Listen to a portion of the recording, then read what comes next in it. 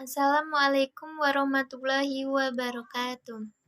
Pertama-tama kami panjatkan puji dan syukur kehadirat Allah Subhanahu wa Ta'ala yang karena limpahan rahmat dan rizkinya sehingga kami dapat hadir pada kesempatan kali ini untuk mempresentasikan makalah kami. Tak lupa salawat serta salam kami panjatkan kepada Nabi besar Muhammad Sallallahu Alaihi Wasallam yang insya Allah kita nantikan syafaatnya di yaumil akhir kelak. Amin Allahumma amin. Saya ucapkan terima kasih banyak kepada yang terhormat Bapak Roni Suban MPD selaku dosen mata kuliah Bahasa Indonesia serta teman-teman mahasiswa sekalian yang kami banggakan. Terlebih dahulu izinkan kami memperkenalkan diri dari kelompok 11. Saya Divya Permatasari dengan NIM 212105030002 selaku moderator sekaligus pemateri kedua dan Mbak Siti Fatimah dengan NIM 212105030019 sebagai pemateri pertama serta Mbak Safira Kamalia Ramadhani dengan NIM 211050300048 sebagai pemateri ketiga. Alangkah baiknya sebelum presentasi dan diskusi kali ini dimulai, kita buka dengan mengucap basmalah. Bismillahirrahmanirrahim. Selanjutnya pemaparan materi mengenai presentasi ilmiah. Kepada pemateri 1, 2, dan 3, waktu dan tempat saya persilakan. Assalamualaikum warahmatullahi wabarakatuh. Terima kasih Mbak Moderator atas waktunya yang jelas diberikan. Di sini saya akan bahas tentang definisi presentasi ilmiah. Menurut Triwidodo dan Joko Kristanto, pengertian presentasi yaitu suatu bentuk laporan lisan mengenai suatu fakta tertentu kepada komunikan. Menurut Edmund Sutomo, presentasi merupakan sebuah kegiatan aktif di mana seorang pembicara menyampaikan dan mengkomunikasikan ide serta informasi kepada sekelompok audiens. Menurut Tera C. Triwahyuni dan Abdul Qadir, presentasi merupakan kegiatan yang penting dalam mengkomunikasikan suatu gagasan kepada orang lain dengan berbagai tujuan, misalnya untuk menarik audiens agar membeli produk, menggunakan jasa, atau untuk kepentingan orang lain. Menurut KBBI, presentasi atau presentation yang pertama itu pemberian atau tentang hadiah. Yang kedua, pengucapan pidato pada penerima suatu jabatan. Yang ketiga, perkenalan atau tentang seseorang kepada seseorang. Biasanya kedudukannya lebih tinggi. Yang keempat, penyajian atau pertunjukan tentang mempresentasikan, menyajikan, mengemukakan, dan didiskusikan. Jenis-jenis presentasi. Presentasi dadakan atau impromptu.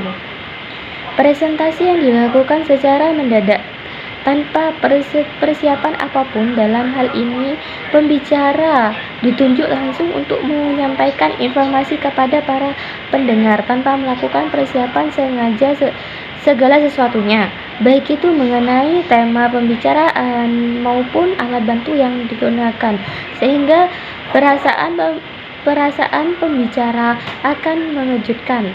Yang pertama, presentasi naskah manuskrip.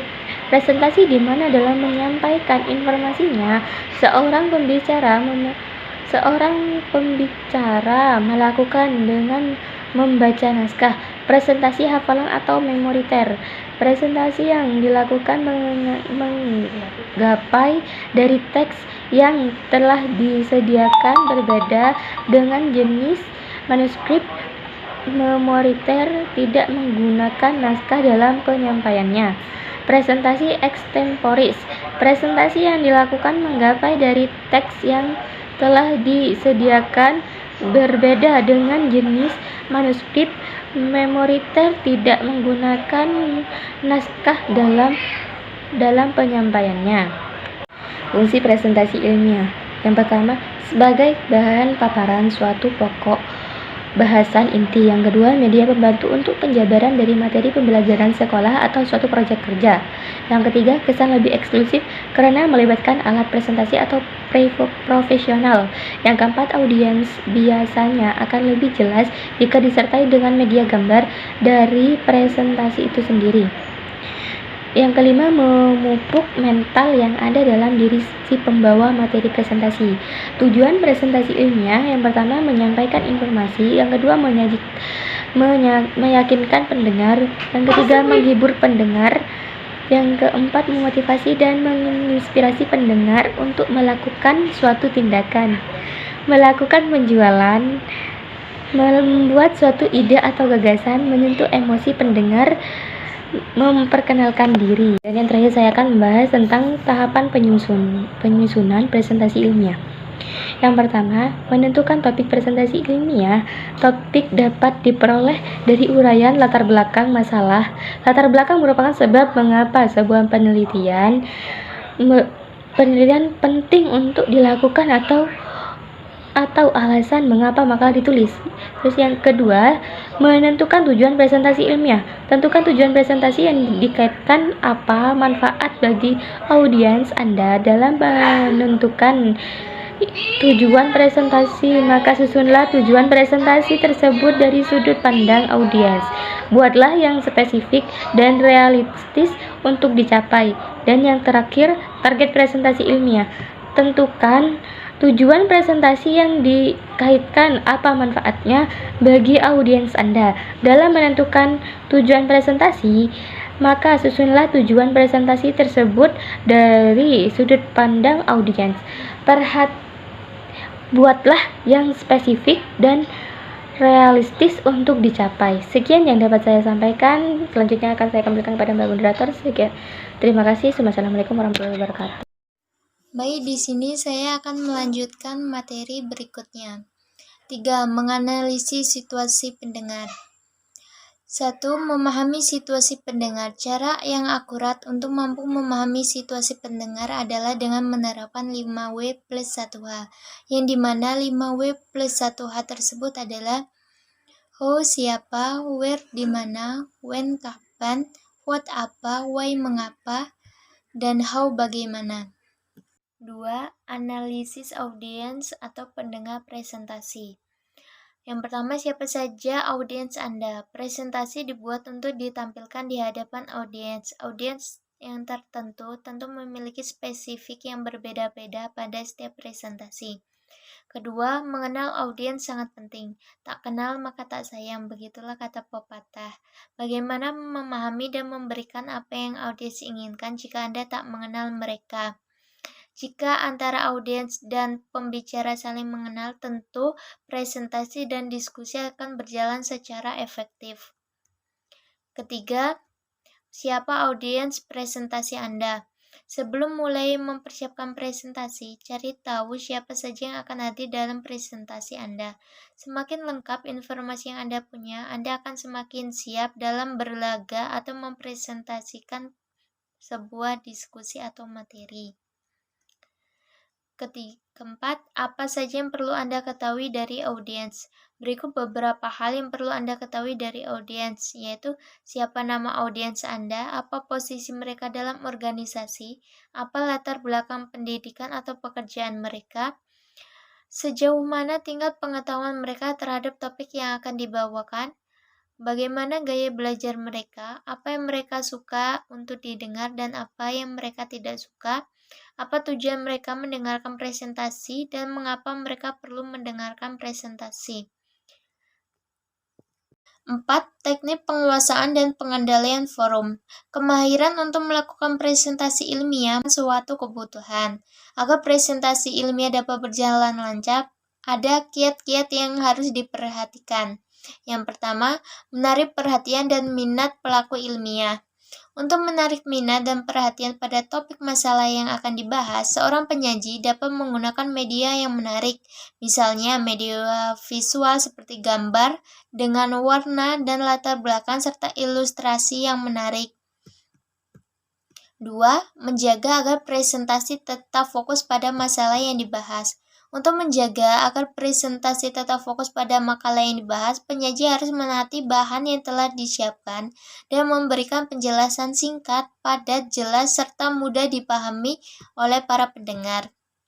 3. Menjaga etika ketika tampil di depan forum ilmiah. Untuk menjaga etika dapat dilakukan dengan cara menghindari hal-hal yang merugikan ataupun mungkin menyinggung perasaan orang lain. Hal ini penting karena untuk melatih dan mengontrol emosi serta ekspresi seseorang penyaji agar tetap sopan, pantas, dan beretika sehingga tidak menyinggung perasaan salah satu pihak. 4. Memperhatikan perhatian minat dan perhatian peserta. Untuk menyampaikan pemikiran secara efektif, pembicara harus dapat mempertahankan perhatian pendengar. Beberapa hal yang penting dapat dipersiapkan adalah dengan menghubungkan subjek pembahasan dengan kebutuhan pendengar, karena pendengar tertarik dengan hal-hal yang mempengaruhi mereka secara pribadi. Mungkin itu yang dapat saya sampaikan. Selanjutnya akan disampaikan oleh pemateri ketiga. Struktur presentasi yang baik. 1. Pembukaan. Di bagian ini Anda harus membuat audiens tertarik dan termotivasi untuk mendengarkan Anda. Yang kedua ada pembahasan. Ini adalah tahap di mana Anda harus menyajikan topik pembicaraan secara mendetail namun juga efisien. Yang ketiga ada penutup. Sama halnya dengan pembuka, penutup merupakan hal yang penting dalam presentasi. Selanjutnya, macam-macam struktur presentasi. Ada 1. Struktur sederhana formal. Struktur jenis ini dimulai dengan mengatakan kepada audiens apa yang ingin Anda sampaikan kepada mereka, lalu Anda mengatakan hal inti. Kemudian Anda katakan lagi apa yang Anda katakan, umumnya dalam bentuk ringkasan. Selanjutnya yang kedua, struktur kronologi. Struktur ini dimulai dengan mengatur langkah-langkah atau urutan yang ingin Anda sampaikan secara sekuensial. Yang ketiga, struktur kategorial. Struktur jenis ini dapat digunakan bila topik atau tema yang Anda gunakan tidak menyangkut prosedur teknis atau proses-proses tertentu. Yang keempat, struktur problem dan solusi. Umumnya, struktur jenis ini digunakan dalam presentasi teknik. Yang kelima, struktur bertutur cerita. Struktur jenis ini mengandalkan cerita yang bagus dan memiliki relevansi yang jelas terhadap ide-ide yang ingin Anda sampaikan. 6. Struktur perbandingan. Struktur jenis ini sangat baik digunakan dalam rangka mengevaluasi ide-ide alternatif atau usulan-usulan tertentu. Terakhir, struktur kombinasi merupakan gabungan dari struktur-struktur yang ada di atas. Materi yang keenam yakni definisi PowerPoint. PowerPoint atau Microsoft PowerPoint adalah sebuah program aplikasi dari Microsoft Office yang berguna sebagai media presentasi dengan menggunakan beberapa slide. Tampilan Microsoft PowerPoint ada 4, yakni tampilan normal atau normal view, kedua slide sorter view, ketiga reading view, dan yang keempat slideshow. Yang selanjutnya isi atau fitur Microsoft PowerPoint. 1. Menu file yang terdiri dari fitur Open, New, Recent, Save, dan Save As, dan Print. Menu Home yang terdiri dari fitur Clipboard, Slide, Font, Paragraph, dan Drawing. Yang ketiga, menu Insert yang terdiri dari fitur Table, gambar, ilustrasi, link teks, simbol, dan media. Menu Design yang terdiri dari fitur Page, Setup, Themes, dan Background. Menu Transition yang terdiri dari fitur Preview, Transition to the Slide, dan Timing. Menu Animation yang terdiri dari fitur Preview, Animation, Events, Animasi, dan Timing.